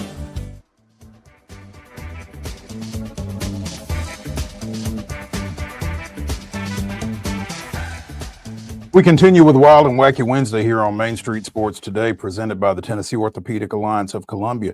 That's Wade Neely. I'm Maurice Patton, and we now have with us from the Nashville Sounds, Adam English. And as I was going to try to tag Adam on Twitter for this segment, at English AJ, I saw that he is a Kentucky fan, so Adam's a pretty happy dude today as he joins us, given the events that we've already discussed from Knoxville last night. So, Adam, congrats, and thanks for taking some time with us today. Well, thanks for having me on. And, yeah, I mean, that was a big win for my Kentucky Wildcats, down 2 starters, going into a hostile environment. Man, that Tennessee team's tough. And you know, sometimes the ball doesn't go in the hoop when you need it to. And that was just kind of one of those days for Tennessee. And it's such a great rivalry. And I know they'll bring their best when they come to Rupp in a couple of weeks. There you go. Hey, big event Saturday for the Sounds. The second Soundcheck Fan Fest will be taking place at Tailgate Brewery. Rick Sweet, former Sounds pitcher Tim Dillard, couple of current players, Chad Patrick and Wes Clark, off of last year's roster, will be available for fans to hang out with and get autographs and that kind of thing. The event is from 12 to 3 at Tailgate HQ. Talk a little bit more about that, Adam. Yeah. You know, how did last year's go, and what are you expecting this time around? Well, last year we hosted it here at the stadium. And we decided to roll the dice last year, and we were rewarded with a 63-degree Saturday in February. And so this year we decided that maybe, you know, we weren't going to test our luck again. So we wanted to go to one of our great partners in Tailgate. They have a great space out there. But this event's fantastic. I mean, it's a great way for us to interact with the fan base, get people excited about baseball at a time when, you know, football's winding down. You still have college basketball, but pitchers and catchers are reporting in a couple weeks. And just a great touch point for the fan base. And the unique thing is a lot of major league clubs will have some sort of fan fest and their players will show up to it. Well, after pitchers and catchers report, like, we don't see those players until a couple days before our season starts. And so being able to do it now, it's so generous of Chad Patrick and Wes Clark to give their time and come to Nashville and interact with our fans. Our fans love those guys. Tim Dillard, all-time fan favorite here in Nashville. We asked him to shoot a couple of promotional videos for Soundcheck Fan Fest, and in pure Tim Dillard fashion, he did not disappoint. Tons of personality, tons of laughs. And our manager, Rick Sweet, you know, we're catching him before he's going to spring training too. And so just a really cool time for our fans to be able to interact with some of those people ahead of the season. I mean, Chad Patrick became the 3rd player in the history of the International League to win the IL Triple Crown last year, leading the league in wins, strikeouts, and ERA. And so really cool for that. And then we're going to have some raffle prizes, some fun stuff for fans. We're going to tease some of the promotional dates that we have coming up, and there'll be some great opportunities for some fans to get just a sneak peek at all the fun we have scheduled ahead of the season. It sounds like, Adam, if you are a fan of the sounds, if you're a fan of baseball, or even if you just want to have something fun to do on a Saturday, this to me seems like an event that kind of encompasses all three of those. That kind of fair to say? Absolutely, Wade. I mean, it's a great thing to do, and right now I think it's going to be in the 50s on Saturday. They have a great outdoor space there. We'll have some games going on out there at Tailgate. It's a free event. Just show up. Like, there's no purchase necessary for anything outside of, obviously, we'd love people to support Tailgate if they fancy themselves a beverage while they're there, or one of their great pizzas. But really just a way for us all to get together and celebrate the fact that, hey, you know what? Some of this cold that we've endured over the last couple of weeks, the end is near. Baseball's coming back. Sunshine and baseball and getting outside and having some fun at First Horizon Park is right around the corner. It's right around the corner, and you said it's a free event. There is an RSVP option. Yeah, I'm assuming you guys want fans to do that if at all possible. Yeah, if people can RSVP, that helps us, just so we have a ballpark idea as to how many people are coming. You don't have to come from 12 to 3. You can come anytime throughout that. So there'll be a Q&A with Rick Sweet and Tim Dillard. There'll be a Q&A with the players as well. And then they'll be around to sign autographs and interact with fans and do all the fun stuff. So just a great little Saturday afternoon. And since we started on Kentucky basketball, we'll end it with, like, it's a great way to spend your afternoon before you get to go home and watch John Calipari come back to Rupp Arena. There you go. Free parking, free admission, family-friendly activities, music, and plenty of prizes and giveaway. Again, food and drinks are also available for purchase. The second Soundcheck Fan Fest from 12 to 3 at Tailgate Brewery HQ out in West Nashville. It's at 7300 Charlotte Pike in Nashville from 12 to 3, as Adam said, before Arkansas and Kentucky later Saturday evening. Adam, Rick is here in town full time now. Is that right? Is he living That's here? right. This is where he lives in the off season.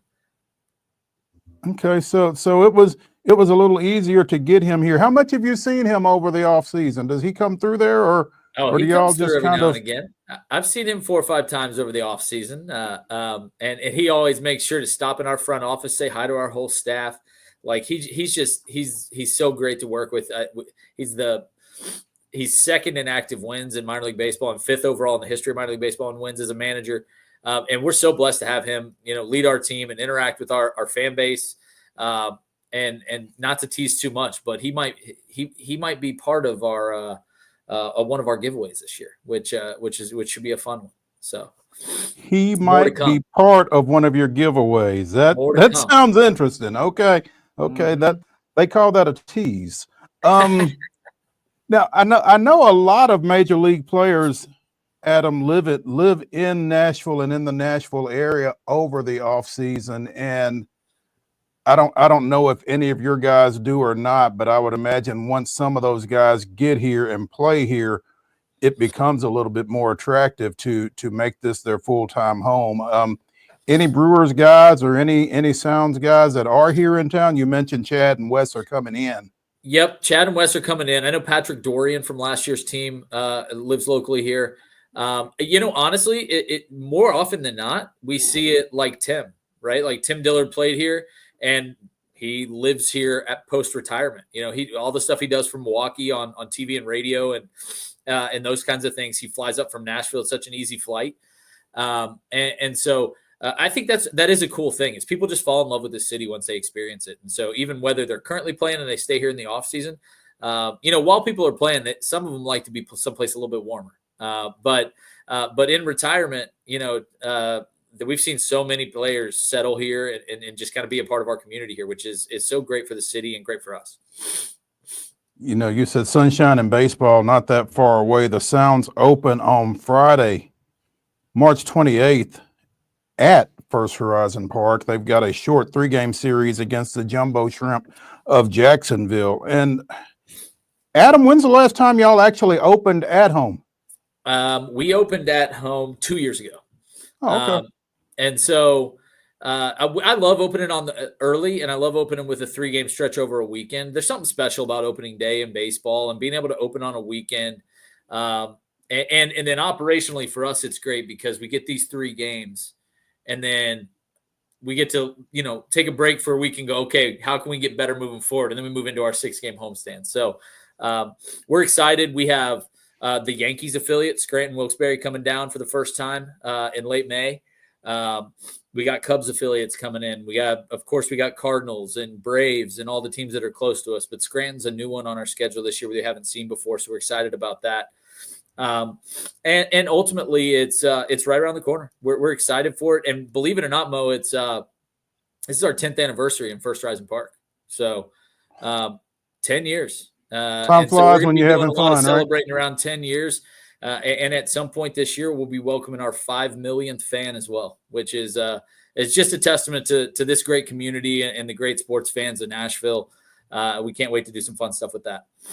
You mentioned the Cardinals affiliate. After that 3-game series with Jacksonville, you go to Gwinnett for a week, come back on March 8th. The Memphis Redbirds come in for 6. I'm sorry, April 8th. The Redbirds come in for 6. Again, it seems like last year it was forever until y'all played Memphis. Might have been around the 4th. I'm not sure, but you're absolutely right. Getting them in here early, that'll kind of get the juices flowing, right? Absolutely. We love it. And look, minor league baseball is so much about seeing the young guys who are about to make their next step, but we like rivalries too. And the Brewers-Cardinals rivalry is a great one. The Brewers-Cubs is a great one. And there's so many Braves fans around here. Anybody can wear any jersey to our ballpark. We welcome all fans, but we also like to beat them up when they're here and their affiliates are here on the field. No doubt. I've seen that, I think, a time or two. Adam, I wanted to ask you too. I got a couple questions kind of in the promotional realm. Yeah. What are either some new things? You kind of teased us something with Rick a moment ago, but what are some new things that you're excited about? And what are some mainstays that will be returning? I got one in particular I'm curious on. Well, I'll tell you, one of the mainstays that's staying for sure is we're still gonna let dogs come out on Tuesdays. We're gonna shoot Tail wagging Tuesday. You read my mind there, partner. Yep. So dogs are coming out on Tuesdays, and we're gonna shoot off fireworks on Fridays. I can't speak to a lot of the new stuff yet. We got to go through the right process before we get the full promotional schedule released. But I can tell you, there's gonna be a whole lot of fun out here this year, and we just can't wait to welcome our smiling fans back out to First Horizon Park. Okay, so maybe you can't give the full tease in terms of new events, but what can you tell me about Cosmic Baseball? This has certainly got my attention. Absolutely. So on June 14th, we're bringing in Cosmic Baseball, and Cosmic Baseball is wild. It's going to be a party. It's going to be fun. The first half of the game is normal baseball, and then when the sun goes down, there's about a 30-minute break where they go cosmic, and they play the remainder of the game under only black lights in the stadium. So the bats activate, their jerseys activate, the ball activates. They put chalk down on the lines that activate with the black lights. They want fans to wear stuff that will activate under black light. And it's, confetti cannons and wild stuff and music. And it's similar to the vibe that the bananas bring, but then you put it under black light and it's even crazier. So we can't wait to bring them in this year. And we've sold out one game, and we're tossing around the idea of maybe playing a second. So maybe more to come on that as well. I love it. Any safety concerns? You got a good crew assembled to make sure everything goes off okay? The Tri-City Chili Peppers invented this. They're coming in. They're the black light experts. But I tell you what, I trust them. They've done this. They've gone viral a bunch of times for some of their videos.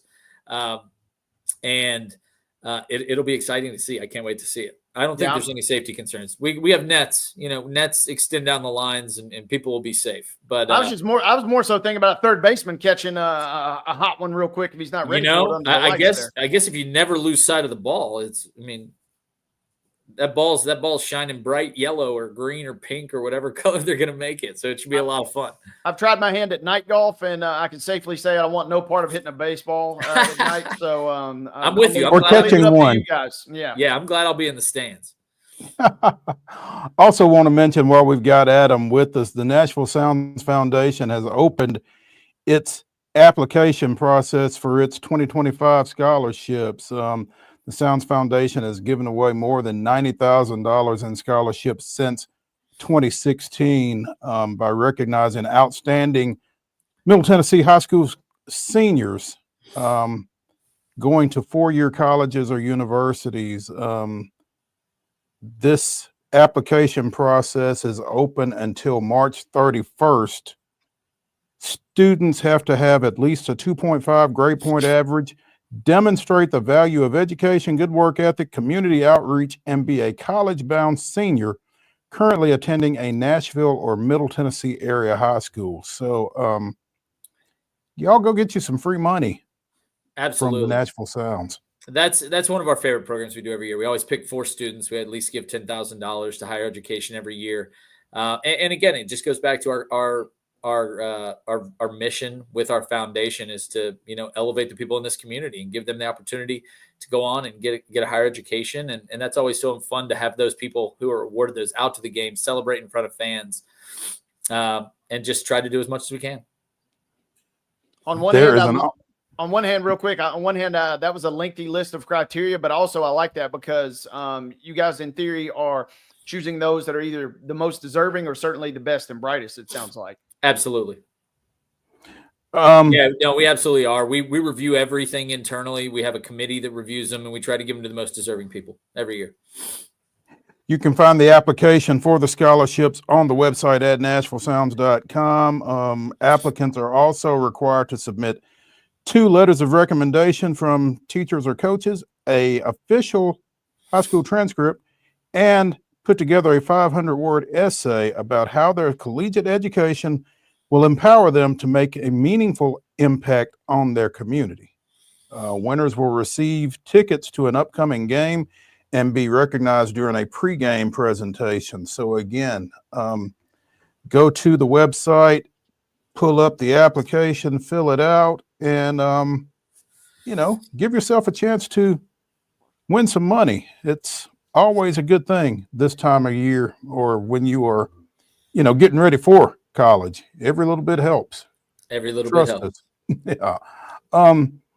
Adam English, General Manager and Chief Operating Officer of the Nashville Sounds, joining us here on Main Street Sports today. Adam, again, y'all have fun Saturday. Tell Rick we said hey, and look forward to catching up with him soon. Is he any more sombreros for Rick, or is he wearing something different these days? No telling what he's going to show up with. We don't know how strong the mustache will be early. We don't know if it'll be a full goatee this year. He always comes up with something. He's the best. So I'll pass along the message, and certainly appreciate you guys having me on today. Absolutely. We'll catch up with you. All right. Adam. When we return here to Main Street Sports today, presented by the Tennessee Orthopedic Alliance of Columbia, it is Wild and Wacky Wednesday. We will close it out by bringing you the weirdest, wildest, and wackiest news from across the globe. Stick around.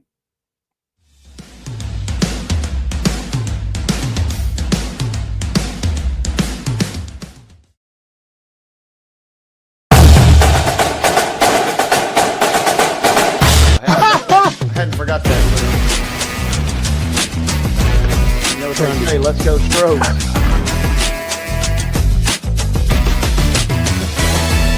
People are amazed at the variety and quality of guests we bring into Main Street Sports today.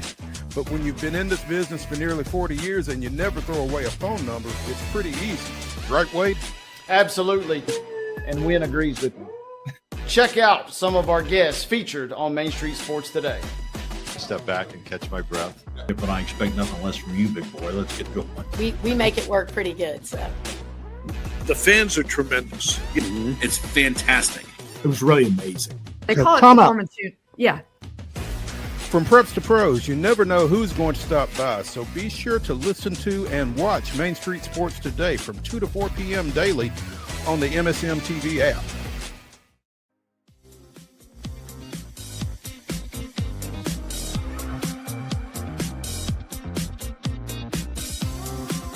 It's Wild and Wacky Wednesday here on Main Street Sports today, presented by the Tennessee Orthopedic Alliance of Columbia. That's Wade Neely. I'm Maurice Patton. Without further ado, it's time for the weirdest, wildest, and wackiest news from across the globe. And we're going to start it on a little bit of a somber note. 18-year-old Temple student Tyler Sabapathy climbed a Philadelphia street pole following the Eagles' win over the Commanders in the NFC Championship game on Sunday. Fell off the pole, sustained critical injuries, and died. An accomplished gymnast with more than 120 medals in provincial, regional, and international competitions. Toronto native, a member of the Temple Club gymnastics team. And it's terrible news. Apparently, climbing street poles, light poles, that kind of thing is kind of a tradition in Philadelphia as they celebrate these kind of things. But man, that's not what you expect. Yeah, sad, sad news, and obviously our heart goes out to not only his family but also everybody on Temple that's dealing with this, because kind of supposed to be a joyous occasion turns sad in the blink of an eye. And there's always that thin line, right? You want everybody to celebrate and have fun and go wild, and Philadelphia does that maybe better than any other city. But man, that was tough. Tough to see. We talked a little bit yesterday, about the celebration. We joked about Paul George getting caught in traffic. The other funny video that comes out of that, this is how deep rooted it goes, Mo. There was a video going viral of a 4-year-old, excuse me. He was wearing his Devontae Smith jersey, and he's pretending to climb a pole, and a police officer pretends to arrest him. So they even got the law enforcement in on the bit there. Everybody's having fun, but then when you read a story that comes out like this, man, it really kind of is a gut punch, because what was supposed to be such a big celebration, such a wild and raucous environment, kind of marred by tragedy. No doubt. Meanwhile, tough weekend in Colorado, as well as a spectator at an indoor youth track and field meet was killed by an errant hammer throw, which is a field event in track and field. Apparently 57-year-old Wade Langston of Colorado Springs was trying to shield his wife and son from the incoming weight, and was struck by it himself. And it's just again, it leaves you kind of speechless when these kind of things happen. There was a Colorado United Track Club meet at Colorado Springs, and this is where this took place. The hammer is a ball on a chain, and throwers spin around in the throwing area and then release it and throw it. We don't have it in high school in Tennessee, but apparently they do elsewhere. The ball on the end of that chain is a 16-pound metal ball for men. It's 9 pounds for women. And these type accidents, unfortunately, happen. I don't want to say regularly. I mean, they're rare, because when I first read this article, the first thing I thought about was former Brentwood High School track and field standout Scott Hartman back in the mid 80s, who as a freshman at the University of Tennessee was struck by a hammer throw up at the University of Kentucky in his first collegiate track and field meet, and sustained a head injury, was diminished, but lived for another 13 years before passing away in like 2000. 2003. So, again, this kind of thing happens And there's once you let it go, there's no control over it, and so you don't know necessarily where it's going to go. And sometimes they do wind up going out of bounds and that kind of thing. And you, if you're at one of these events, especially again where the hammer is being thrown, you got to really be alert to what's going on around you. But this was a really unfortunate event out in Colorado over the weekend. Yeah, tough news. And this was a story that kind of caught my eye too, because man, it was obviously anytime an injury, let alone a loss of life, is sad enough as is, but this makes it really tough. And this will be fascinating to see how this story plays out in the long run, because the University of Colorado Springs is saying, they had cleared certified barriers. I mean, because I hate to say it, but in this country, that's the way everybody thinks. Is your immediate question is who's at fault here, and where do we go from this? And at the Olympics, these guys throw this well over 200 feet. I read some stat that high school record for roughly the young man in question's age group is 90 feet. So, I mean, you're talking about a heavy object getting thrown a long way. That is a lot of force being put behind.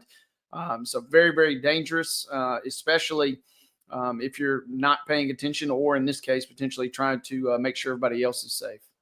Yeah. Very tragic situation out there. And again, your heart goes out to the family and to everybody involved. And don't forget whoever threw it, because they certainly had no intent of what ultimately happening. So keep that youngster in your thoughts as well as you go. Wade, I'm going to let you introduce this next entrant into Wild and Wacky Wednesday. I'm going to read this headline, though. Drug kingpin arrested thanks to wife's social media posts. That got everybody's attention. No, absolutely. It got mine. Yes. Have at it. Well, the story, the timing of this story is eerie, because I'm reading the book American Kingpin, which is about Ross Ulbricht, who just got pardoned for his role in running the Silk Road, which is the dark web, internet website of years ago, where you can buy drugs online. Well, in reading that, this story comes across my timeline. There's a Central American drug kingpin, which seems like some small redundancy, if you think in that regard. But Luis Manuel Picado Grabilla, thankfully he goes by an alias on the internet called simply Shock. But he got arrested while he was on vacation last week. And it turns out that his wife's social media post is what tipped off the drug enforcement agency to where they were. This guy's been accused of shipping cocaine from Costa Rica to the United States. Seems like he could have been possibly sending drugs elsewhere, not just the U.S. But he got tipped off and he got popped because his wife, Estefania Rodriguez, was putting their social media out there, talking about or posting from the Eiffel Tower, sunbathing on beaches. I mean, she was going all out, trying to get the internet clout. And all she really did was get her husband in jail, man. My man is behind bars now because his wife was leaving the location services on and posting where they were all over social media. Time and time again, social media will get you. And we see yet another entry here. Sometimes you got to get off of it. They had spent $20,000 on plane tickets to go to Europe for the new year. He was cut short at a London airport and taken into custody, extradited to the U.S., and could face a long prison sentence. Any prison sentence to me is long, but I ain't about that life either. So we'll see how that goes for that family. I mean, how does that conversation go? You're behind bars now, and you're like, you just had to post a bikini pic on the French beaches here. You couldn't just leave well enough alone. Worth checking out, though, I will admit. But, you know what I do. Yeah, yeah, I mean, you know what I do. You know what I'm about, and for some clout on the internet. Her hubby's behind bars now. They had a good thing going, it seems like, and it was all ruined Clearly. over some bikini and Eiffel Tower pics. It looks like, man, 21st century crime, to say the least. Without question. Y'all remember we told y'all about a bunch of monkeys escaping from a research operation over in South Carolina a few months ago? Well, the final 4 monkeys of the 43 that got out have been recaptured. After 2 months living in the woods, weathering a rare snowstorm, and being tempted back into captivity by peanut butter and jelly sandwiches. The rhesus macaque monkeys, all females, made a break for it after police say an employee did not fully lock their enclosure at Alpha Genesis, a facility that breeds those monkeys for medical research. Again, 43 monkeys initially absconded. They had gotten most of them back into the enclosed area, but there were 4 left from the original November 6th escape that had not been regathered until here recently. The compound is in Yemassee, South Carolina, which is about 50 miles northeast of Savannah. They breed these monkeys to sell to medical facilities and other researchers. While they couldn't get these last few monkeys back into the enclosure again, they could kind of keep surveillance on them. They were keeping an eye on the monkeys, setting out humane traps, and lured them like so many people are lured with food. Peanut butter and jelly sandwiches and monkey biscuits. So apparently they found the monkeys' weak spot and got them back in. So all of the monkeys from the November escape are accounted for and back inside Alpha Genesis. That's you good can to hear. stand down, South Carolina. Yeah. Yeah, that's good to hear. And I had not thought about the, I must admit, the winter snowstorm. I'd forgot about the poor little critters being out there. And I said it when we first talked about this story. We better be very lucky that it was all females. Otherwise, we'd be talking about a thriving new population in South Carolina. And I've seen Outbreak from '95, and I've also seen all the Planet of the Apes movies. And it's a good thing. Just trust me that it was all females, and I'm glad they're all safe and accounted for. And now I kind of got a hankering for a PB&J. Oh,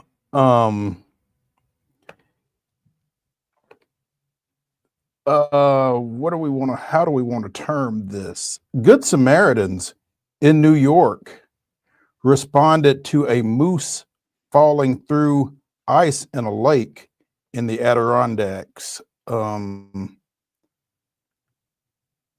Moose.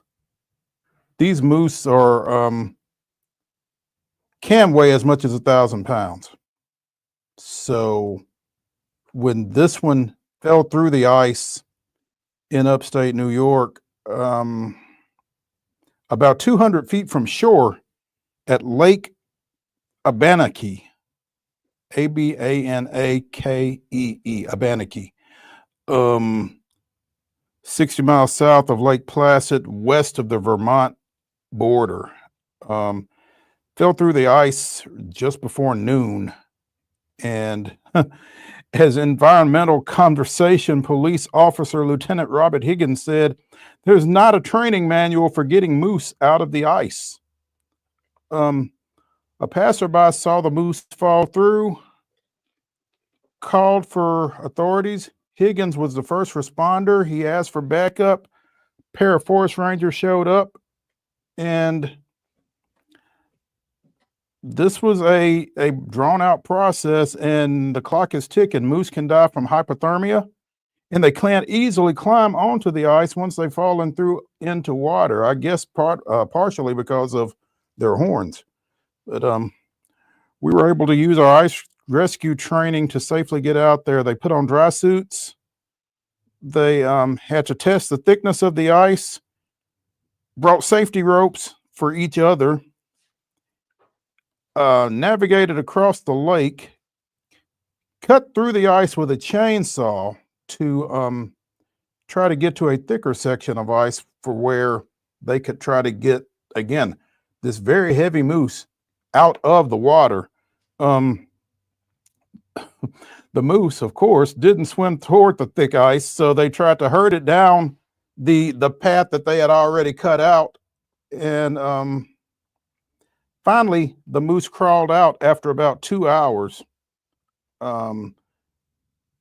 Obviously, when you are in water that's cold enough to freeze for 2 hours, it's not a good thing. But eventually, after about 15 minutes, the moose warmed up, got its footing, and got up and walked off. No thanks, no nothing. Just, all right, I'm out. See y'all. It's crazy. So these folks rescued a roughly 1,000-pound animal from ice and freezing cold water. That's pretty impressive on their part. They get a hat tip from me for that one. So yeah, you got to imagine that's not in their immediate job description. you can't imagine it is. Yeah, certainly not what they're anticipating. So props for getting it done, and I love the way that they kind of troubleshooted this process. Right, we tried this tactic, it didn't work, so we kind of audibled there. Good thinking on the fly, and you're right, man. I mean, the moose just, I'm picturing, he gets up finally, maybe gives the the shake, and then see you later. Just back to normal. And little does he know how close he was. But props for the folks and definitely for the crew, obviously, for helping save the big fella. And better be careful. He'll be tiptoeing next time he rolls out on the ice out there. What about these guys that were involved in this, though? You go home and, hey, so how was your day today? Oh, it's cool. Rescued a moose. Yeah, not your standard Thursday, hey, how'd your day go? Well, this is going to take a little bit of time. Let me explain what really happened. Right. Man, that is crazy. And I'm just picturing, I mean, I'm curious, from a physics standpoint, how thin the ice had to be. Because, he's walking around and feeling okay at one point, and then boom, just hits a little bit of a crack, and it's good night, Irene there.